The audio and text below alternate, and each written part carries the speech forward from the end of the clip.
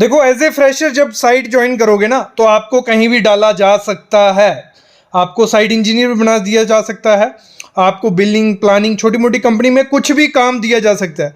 अगर ये चीज़ें आपको नहीं पता होंगी, मैं आपका टाइम लूँगा 15 से 20 मिनट में आपके लूँगा, लेकिन अगर ये आपको नहीं आती हैं, देख लेना क्या है, तो आपको काफ़ी मुश्किल होने वाली है साइट पे जाके काम करने में।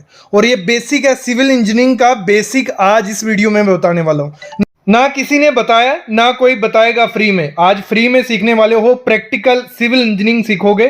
साइट पे की भी चीज़ें होंगी और थ्योरेटिकल भी रहेंगी, लेकिन बेसिक है, मस्ट आपको देखना है। तो शुरू करता हूँ, टाइम वेस्ट नहीं करूँगा, थोड़ा बेसिक से स्टार्ट करूँगा, फिर एडवांस में आपको लेके जाऊँगा, लेकिन मस्ट देखना, वीडियो मत छोड़ना।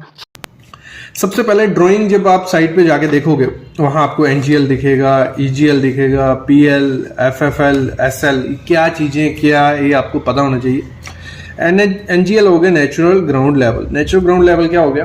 कोई भी घर की कंस्ट्रक्शन या बिल्डिंग कंस्ट्रक्शन, कोई भी कंस्ट्रक्शन होने वाली है, वहां जाके पहाड़ होंगे, जो भी है, मतलब ऊपर नीचे जगह, उसे हम नेचुरल ग्राउंड लेवल बोलेंगे। मतलब उस पर कुछ नहीं किया हुआ है, वो वैसी की तैसी पड़ी हुई है, आपको उस पर कंस्ट्रक्शन करनी है। एक लेवल लिया जाता है ग्रेडिंग के लिए, मतलब पहले सर्वेयर आता है और नेचुरल ग्राउंड लेवल लिया जाता है कि यहाँ ऊंचा था, क्योंकि हमें एक्सक्वेशन करनी है, कटिंग करनी है। उसका पैसा कौन देगा? वो हम क्लाइंट को दिखाएंगे कि इधर यहाँ पहाड़ था, इसको हमने काटा, ये मिट्टी हमने फेंकी है, तो ये। फिर दूसरा आता है ईजीएल, ये भी सर्वेयर के काम ही आता है, मतलब एग्जिस्टिंग ग्राउंड लेवल। जब एक बार ये हटा देते हैं, ऊपर थोड़ी मिट्टी डाल दी, ग्रेडिंग वेडिंग कर दी, लेवल सरफेस कर दिया, फिर हमें वो दिखाना पड़ेगा ना उसको, सर्वेयर को, क्लाइंट को, कि हमने इतनी ग्रेडिंग की, 200 mm की ग्रेडिंग है, ऊंचा किया, जगह को सरफेस किया, उसका पैसा। फिर आता है पीएल, प्लिंथ लेवल। हमारा प्लिंथ लेवल सबको पता है। प्लिंथ लेवल हमारा होता है, जैसे हमारा ईजीएल ग्रेडिंग हो गया, हमें प्लिंथ रखने 400 mm ऊपर, या 1.5 फीट या 2 फीट ऊंचा रखने की, पानी अंदर ना घुसे, तो वो होता है हमारा प्लिंथ लेवल। ये भी आपको ड्राइंग पे दिखेगा। फिर होता है एफएफएल, फिनिश फ्लोर लेवल, मतलब हमारा प्लिंथ बीम हो गया, हमने थोड़ा ग्रेड स्लैब डाली, उसके ऊपर टाइलिंग हो गई, जो टाइलिंग हो गई वो फिनिश फ्लोर लेवल हो गया। उस लेवल से हमें चलना होता है। देखो ड्राइंग में एक लेवल जरूर मेंशन होता है, एफएल होगा या एसएल होगा, उसी के रेफरेंस लेके हम पूरा बिल्डिंग तैयार करते हैं, ये हमेशा ध्यान रखना, ठीक है। एफएफएल हो गया। फिर आता है एसएल, सिल लेवल। मतलब सिल लेवल क्या होता है? जो एफएफएल होगा मोस्टली 900 से या 900 mm या 1 मीटर तक हमारा सिल लेवल आता है। सिल लेवल हो गया, विंडो का जो बॉटम होता है ना, उसको सिल बोलते हैं। उस लेवल को भी दिया जाता है, मेंशन किया जाता है कि आपका सिल लेवल से एफएफएल कितना होगा या एफएफएल से सिल लेवल कितना होगा, मतलब एक पॉइंट जरूर रेफरेंस रहता है पूरी बिल्डिंग का।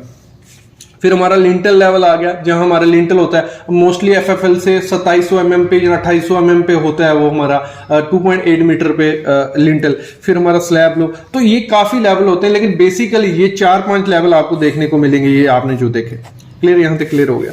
फिर हमारा आता है पीसीसी क्या है, आरसीसी क्या है, आरबीसीसी क्या है, डीपीसी क्या है। काफी बच्चे बोल रहे होंगे क्या पढ़ा रहे हैं सर, ये तो बच्चों को भी पता है। तो लेकिन जब हम डिग्री कंप्लीट करके आए तो काफी चीजें थी जो नहीं पता थी। आरएमसी को कंफ्यूज हो जाते थे, आरबीसी। पीसीसी हो गया प्लेन सीमेंट कंक्रीट, मतलब उसमें कोई सरिया नहीं है, कोई रिइंफोर्समेंट नहीं है, तो वो प्लेन सीमेंट कंक्रीट होगा। मतलब सीमेंट, सैंड, एग्रीगेट, ये सब चीजें डालेंगे, पीसीसी डाली जाती है। मतलब फाउंडेशन के नीचे एक सरफेस को लेवल करने के लिए हम मोस्टली पीसीसी यूज करते हैं। और भी काफी काम होते हैं पीसीसी की, लेकिन पीसीसी को हम वही डालते हैं। आरसीसी हो गया मेन, जो M20 ग्रेड हो गया, 25, जिसमें हम रीइंफोर्समेंट डाल रहे हैं, मतलब जिसमें हम सरिया डाल रहे हैं, वहां उसको आरसीसी बोलेंगे। रीइंफोर्समेंट मतलब वर्ड यूज हो गया रीइंफोर्स्ड सीमेंट कंक्रीट, ठीक है। आरबीसी हो गया, जिसमें हम रीइंफोर्समेंट भी डाल रहे हैं और ब्रिक यूज कर रहे हैं वहां, तो वो आरबीसी हो गया। वहां ब्रिक भी यूज हो रही है और सरिया भी यूज हो रहा है। सरिया के बीच में ब्रिक डाला जाता है। कहां होता है ये? कोपिंग लगा लो, एक ब्रिक वर्क हो रहा है, बीच में सरिया डाला जाता है, 8 mm की लेंथ डाली जाती है, फिर ब्रिक वर्क, तो उसको आरबीसी बोलते हैं। फिर डीपीसी हो गया डैम प्रूफ कोर्स, जहां हमारा प्लिंथ बीम होता है, उसको ऊपर हम एक लेयर डालते हैं, पीसीसी करते हैं, मतलब एक लेयर 50 mm या 60 mm की हमारा जो मॉइस्चर है नीचे से दीवारों में नहीं जाए। आपके घर में डैमेज है, पपड़ी दिखती होगी, तो उसको काउंटर करने के लिए डीपीसी डाला जाता है। आरएमसी हो गया रेडी मिक्स कंक्रीट, मतलब हमारा कंक्रीट बना बनाया आता है। ट्रांजिट मिक्सचर आपने देखे होगे, टीएम वगैरह जो होते हैं कंक्रीट लेके आते हैं, तो उसे आरएमसी बोलते हैं। यहां तक क्लियर हो गया, ठीक है। अभी आया मेन टॉपिक हमारा, जो आज मैं आपको बताने वाला था। सबसे पहले समझना, जो फीट, इंच, सूट, ये क्या चीजें हैं? मीटर सेंटीमीटर mm, देखो ये सब सुनी होंगी अब। फीट इंच सूत कहाँ, हमारी जो डिग्री होती है ना, हम जब डिग्री कर रहे होते हैं, डिप्लोमा कर रहे होते हैं, तो वहां पे हमें ये चीजें सुनाई नहीं जाती इतनी, क्योंकि हमें मीटर सेंटीमीटर mm।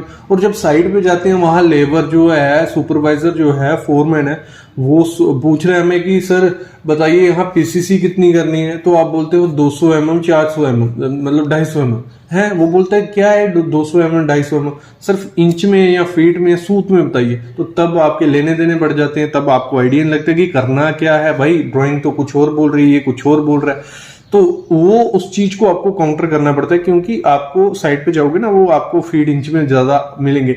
अभी धीरे धीरे कन्वर्ट हो रहे हैं जो मिस्त्री हैं, कॉन्ट्रैक्टर है नए, वो मीटर में समझने लगे, लेकिन पहले ये काफी दिक्कत था और अभी भी काफी दिक्कत। और काफी जगह पे जो लोकल ड्राइंग्स आती हैं वो फीट इंच सूत में होती है। पहले ये समझना, एक फीट जो होता है 12 इंच। देखो अभी ड्राइंग में टेप एक हाथ से तो पकड़ नहीं पाऊंगा, लेकिन ट्राई करता हूं मैं, आपको एक दिखाता हूं थोड़ा। देखो ये जो ऊपर मतलब ये 100 लिखा है, ये सब चीजें। चलो इसके लिए पता क्या करता हूं मैं, डिस्क्रिप्शन में एक वीडियो डाल देता हूं, वहां पे मैंने टेप रीडिंग का बताया, वहां आप समझ जाओगे कि टेप को रीडिंग कैसे करना है। इधर सिर्फ मैं कन्वर्जन का बताता हूं क्योंकि टफ हो जाएगा। अगर ये टॉपिक भी चाहते हो आप दोबारा की टेप रीडिंग का बताओ, तो मैं पॉसिबल करूंगा, व्हाइट बोर्ड पे वो टॉपिक ले जाऊंगा, ठीक है। तो इधर आते हैं, अभी 1 फीट होता है हमारा 12 इंच, ठीक है। सुनते रहना पहले क्या बोल रहा हूं। और पहले एक चीज है, जो हमारा फीट होता है ना, उसको इससे डिनोट किया जाता है, ड्राइंग में भी दिखेगा। जो इंच होता है वो इससे डिनोट किया जाता है, दो फीट 1 इंच 2, सूत हमारा 3, ठीक है। ये क्लियर हो गया। फिर हमारा होता है 1 फीट होता है 12 इंच, मतलब 1 फीट हमारा होता है 12 इंच। नीचे ये बड़ी आइटम है, मतलब बड़ी टर्म है, फिर ये छोटी, फिर उससे छोटी। 1 फीट हो गया 12 इंच और 1 इंच हो गया हमारा 8 सूत। क्लियर, ये पूरा ये उस पे मेंशन होता है टेप पे, ये मैं कोई अपने से नहीं बता रहा। तो देखो आपको कन्वर्जन करने में दिक्कत आएगी, क्योंकि कोई बोलेगा एक एग्जांपल लेते हैं, ठीक है। 3 फीट कितने इंच हुए, आपको कोई पूछ ले, ठीक है, 3 फीट कितने इंच हुए, तो आपको क्या करना है, जब भी आप फीट में से इंच जाओगे, मतलब बड़े में से छोटे में जाना है, ठीक है, तो आपको करना है मल्टीप्लाई किस चीज को करना है, हमें पता लग गया 1 फीट होता है हमारा 12 इंच, पता चल गई हमें। तो हमें क्या करना है, जब भी हमें कोई बोलेगा फीट को इंच में करो, हमें 12 से मल्टीप्लाई कर देना। कोई बोलता है हमें 8.5 फीट कितने इंच हुए, तो आपको कर देना 12 से इसको मल्टीप्लाई जल्दी जल्दी। अभी एग्जांपल लेते हैं, 3 फीट कितने इंच हुए, 3 × 12 हम करेंगे तो हमें पता लग गया 36 इंच हुए। सर जी कितने हुए, 36 इंच। तो कोई किसी को बोलने जा रहे हो कोई 36 इंच पे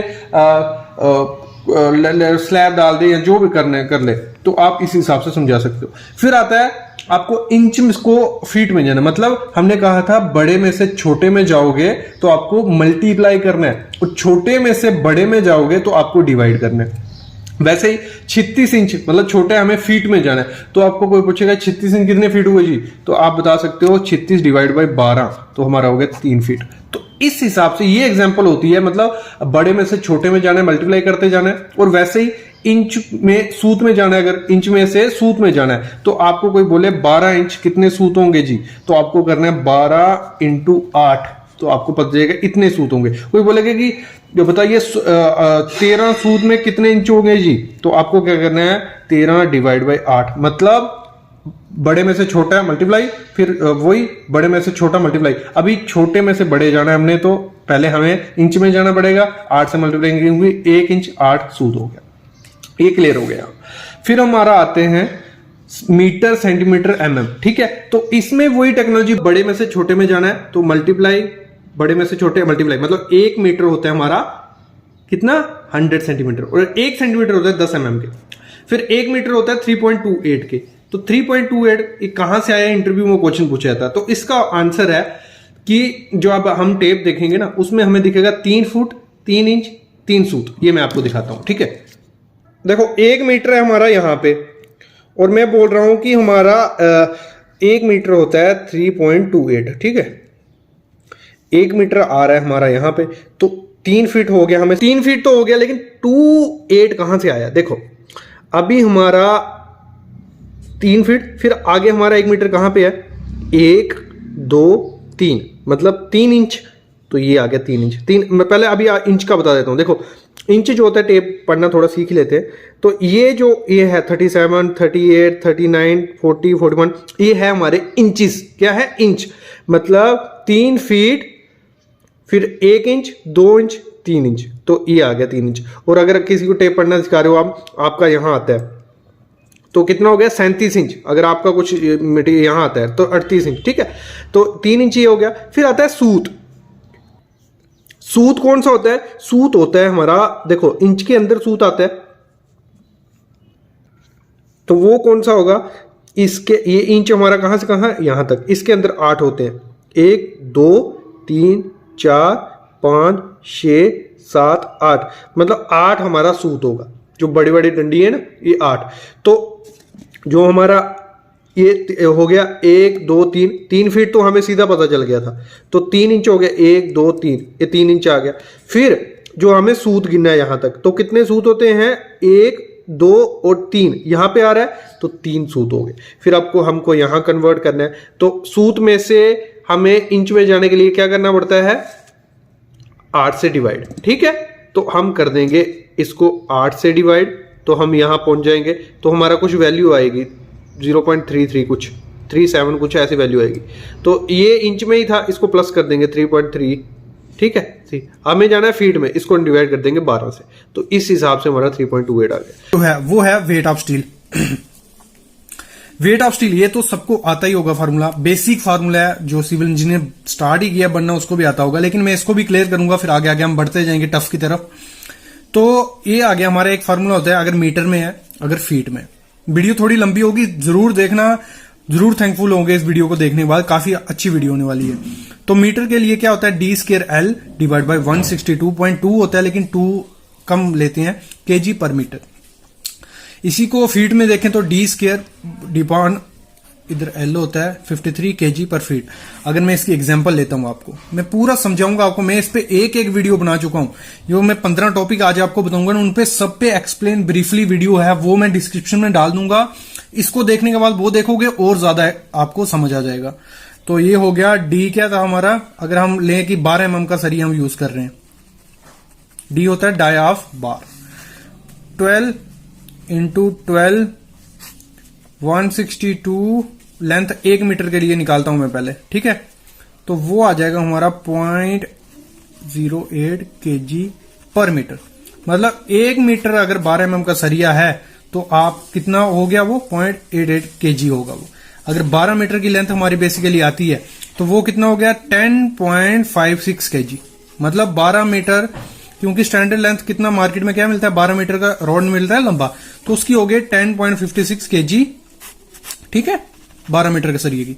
अगर फीट में हम बात करें, ये भी सेम निकाल लें, डी हमारा डाया बार इंटू 12, ये 12 भी हो जाएगा, इंटू लेंथ 1 मीटर 533, ये आ जाएगा हमारा, कैलकुलेशन में थोड़ी, तो ये हो गया हमारा 0.270 kg पर फीट। मतलब 1 फीट सरिया कितना हो गया? 0.27।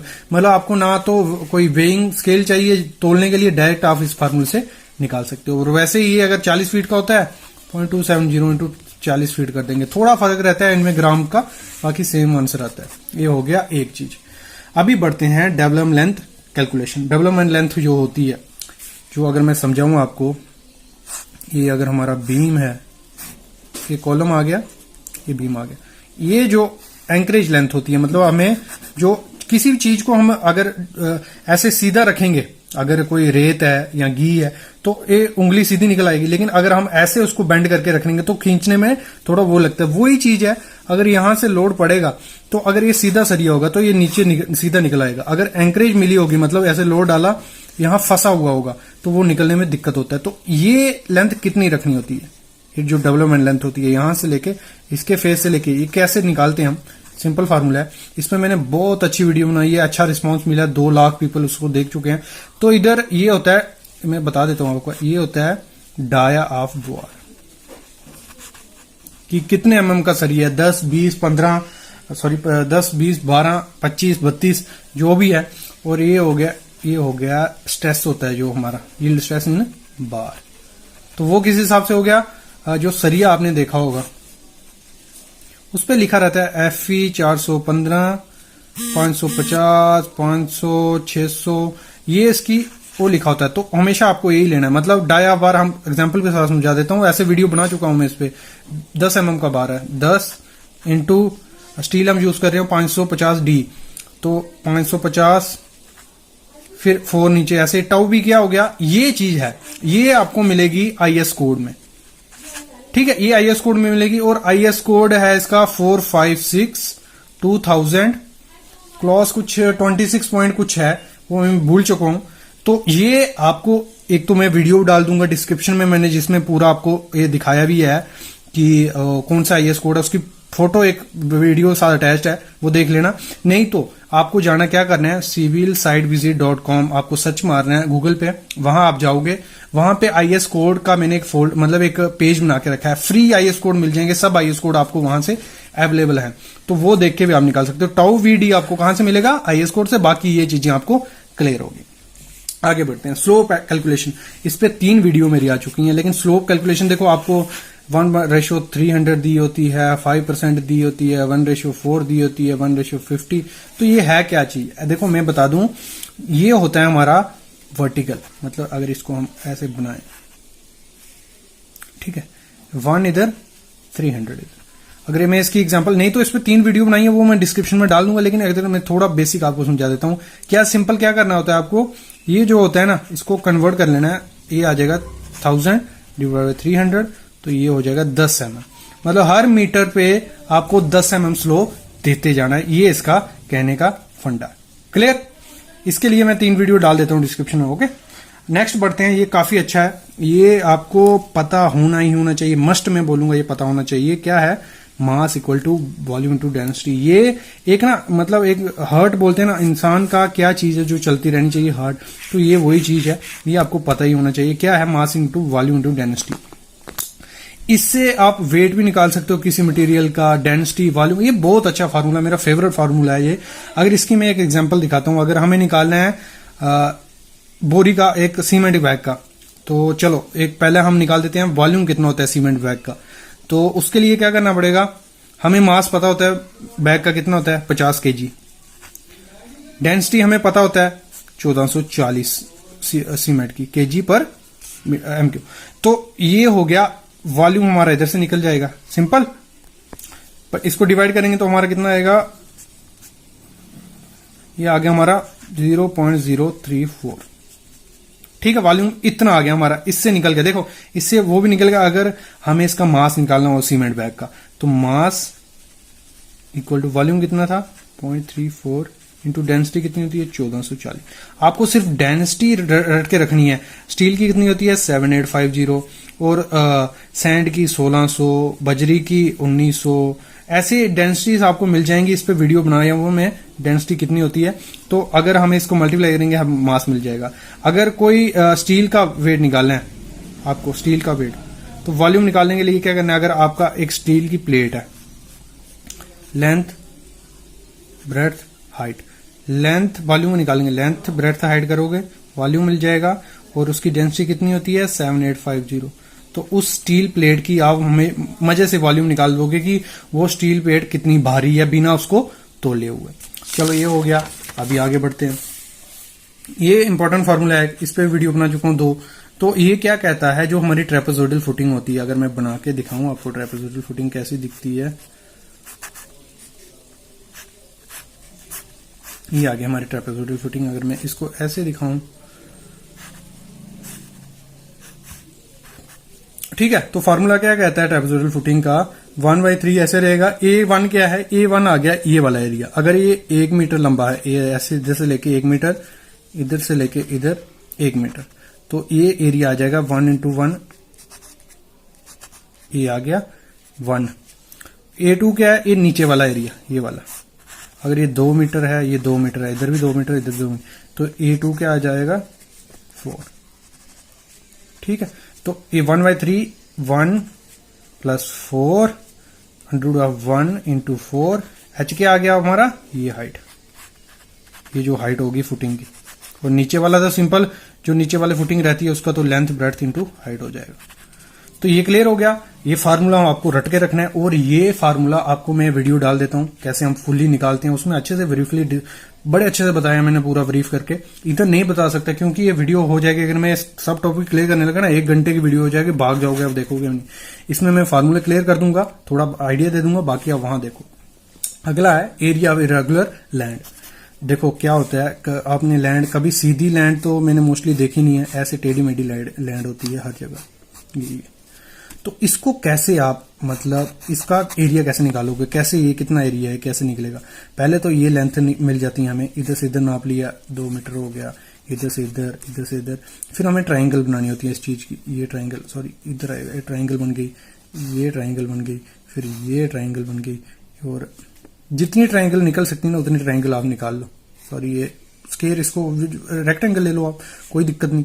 तो ये ट्रायंगल बन गई, तो जितनी ट्रायंगल होंगी उतना वो निकाल लेना है। फिर आपको ये फार्मूला, हीरोइन फार्मूला में इसे हम बोलते हैं। तो एस क्या है, ऐसे ही क्या है, तो इसके लिए क्या करता है, इस एस का फार्मूला होता है ए प्लस बी प्लस सी, और ए प्लस बी सी क्या है, हम इस ट्रायंगल को उठा लेते हैं। ये ट्रायंगल है जो, ये ट्रायंगल हमारी आ गई, हमने ये नापा हुआ कितना, ए बी सी, तो इन तीनों का ए बी सी ये हमें पता होगी, इसको डिवाइड कर देंगे तो एस हमारा वो आ जाएगा। तो वैसे ऐसे करते हैं हम, पूरे फार्मूला निकाल के हमारा पूरा आ जाएगा। इसमें मैंने वीडियो बनाई है, वो भी डिस्क्रिप्शन में डाल दूंगा, वो देखो। बाकी हीरोइन फार्मूला ये हो गया। नेक्स्ट बढ़ते हैं length of crank bar. Length of crank bar कैसे निकालते हैं, ये भी काफी अच्छी चीज है, ये आपको बिल्डिंग में काम आएगी, साइड पे काम आएगी। ये स्लैब आ गई हमारी, ठीक है, 125 mm की स्लैब है हमारी। तो हमारा क्रैंक बार हम ऐसे प्रोवाइड करते हैं, ऐसे देखो। लेंथ मेन क्या होता है, देखो सरिया आता है हमारा 12 मीटर का, तो हमें साइड पे उसको बेंड करना पड़ता है। तो उसको कटिंग लेंथ निकालने के लिए क्या फार्मूला रहता है, लेंथ प्लस 4.d। अगर ये हमारी है 10 मीटर,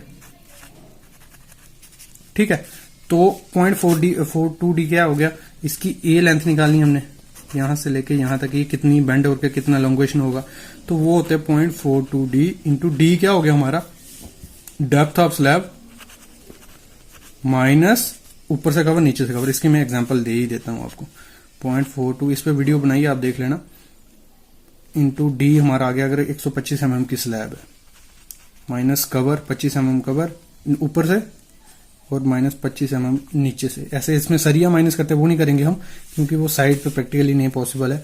0.42d इंटू 75 ये हो गया, मतलब 31 m हमें एक्स्ट्रा उस सरिये में जोड़ना पड़ेगा, जो भी हम लंबा अगर लेते चल रहे। 10 मीटर है ना, 10 मीटर पॉइंट प्लस 0.031 उसमें ऐड करके लेके चलना पड़ेगा।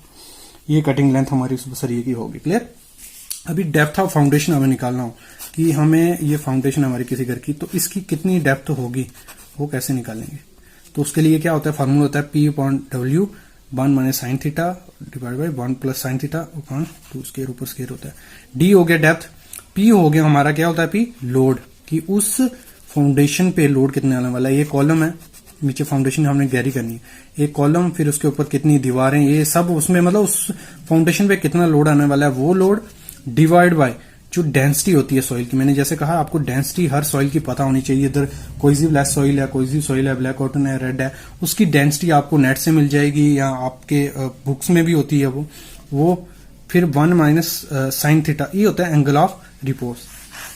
एंगल ऑफ रिपोज इसके लिए ये ना पूरा टॉपिक है ये, इसकी मैं वीडियो डिस्क्रिप्शन में दे देता हूं, उसमें आपको अच्छे से समझ आ जाएगी, बाकी फार्मूला आपको पता चल गया कि क्या है। नेक्स्ट है एरिया ऑफ कॉलम फुटिंग। अगर हमें एरिया निकालना हो, इस पे 2 वीडियो बना चुका हूं मैं, एरिया निकालना हो कि कितने बाई कितने की फुटिंग होनी चाहिए, लेंथ बाई ब्रेड्थ, कितने बाई कितने की फुटिंग होगी, कैसे निकालेंगे, उसका होता है A इक्वल टू P हो गया हमारा लोड, कितना लोड आने वाला है, divide by soil bearing capacity. जैसे मैंने कहा उस सॉइल की बेयरिंग कैपेसिटी कितनी है, ये मिल जाएगी आपको, तो गूगल पे भी मिल जाएगी, बाकी मेरी वीडियोस में ये है, मैंने डाली हुई है, वो वीडियो भी मैं यहाँ डाल दूंगा। आगे बढ़ते हैं। मैं क्यों आपको सब नहीं बता रहा हूं, मैंने कहा ना ये वीडियो काफी लंबी हो गई अगर सब मैं क्लियर करने जा रहा हूं, क्योंकि मैं वीडियोस बना चुका हूं। आप इसको देखने के बाद वो वीडियो देखो, कोई दिक्कत नहीं है। लैप लेंथ आपको पता ही है क्या होती है, एक सरिया हमारा छोटा ही आता है, तो उसको लंबा करने के लिए मतलब 12 मीटर का सरिया आता है, और कई जगह हम 12 मीटर का खड़ा भी नहीं कर सकते हैं, तो उसको कंटिन्यूटी रखने के लिए क्या करते हैं, लैप प्रोवाइड करते हैं, मतलब दोनों सरिये को जोड़ते हैं। तो वो कितना लैप आपको चढ़ाना होता है वो कैसे डिपेंड होता है। देखो अगर टेंशन मेंबर है, टेंशन में अगर बीम मतलब ये आ गया कंप्रेशन जोन ऊपर, ये नीचे टेंशन जोन। तो टेंशन में आपको कितना देना है 40D और कंप्रेशन टेंशन जोन नहीं, टेंशन मेंबर और कंप्रेशन मेंबर हमारा कॉलम हो गया और उसमें हमारा 50D आपको देना ही देना है। मतलब 50D क्या हो गया 50 इंटू डाया बार। डाया कितना है, अगर 10 mm का हम सरिया जैसे हैं तो 500 mm, अगर हम 16 mm का सरिया यूज कर रहे हैं 50 इंटू डी 800 mm, ये आपको ऐसे देना होता है। अगर 40 इंटू 10 mm का सरिया यूज कर रहे हैं 400 mm, ये ऐसे आपको प्रोवाइड करना होता है लैब। नेक्स्ट है नंबर ऑफ राइजर्स कैसे देते हैं। देखो वो देने के लिए आपको क्या करना है, हाइट ऑफ फ्लाइट, कितनी हाइट है फ्लाइट की, ये वाली हाइट, ठीक है, divide by number of riser, कितने टप्पे उसमें प्रोवाइड कर रहे हो आप, ये वाले, ये होते हैं राइजर, मतलब जिस पे हम चढ़ते हैं।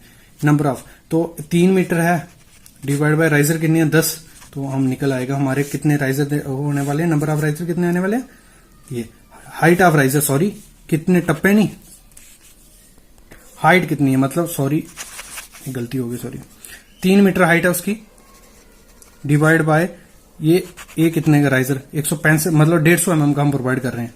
मैं आपको एक क्लियर कर ही देता हूं, अभी गलती हो गई है थोड़ी, तो आप कंफ्यूज मत होना। वीडियो बना चुका हूं इस पे मैं पहले एक, लेकिन इधर मैं बता ही देता हूं। अभी देखो हाइट आगे 3 मीटर हमारी, और ये हम प्रोवाइड करने हैं 150 mm का, ये 150 mm का, मतलब इसकी हाइट 150 mm, तो डिवाइड बाय 150, तो हमारा नंबर ऑफ राइजर निकल आएगा उसमें से कि नंबर ऑफ राइजर कितने प्रोवाइड कर रहे हैं। नंबर ऑफ ट्रेड कितने होगा, जितने राइजर आए होंगे 20, तो ट्रेड आपके हो जाएंगे 20 माइनस 1 कितने 19 हमारे ट्रेड हो जाएंगे। फिर ब्रिक की क्वांटिटी कैसे निकालते हैं, आपकी दीवार बन चुकी है ये, इसमें कितनी ब्रिक है कैसे निकालना है, आपको क्या करना है, हाइट आ गई है, लेंथ ब्रेड्थ इंटू हाइट कर देना है, length breadth into height divide by volume of brick motor, एक जो ब्रिक है उसको मोटार का वॉल्यूम निकाल देना है, तो आपका इजिली निकल जाएगा कि कितनी ब्रिक उसमें लगी हुई है।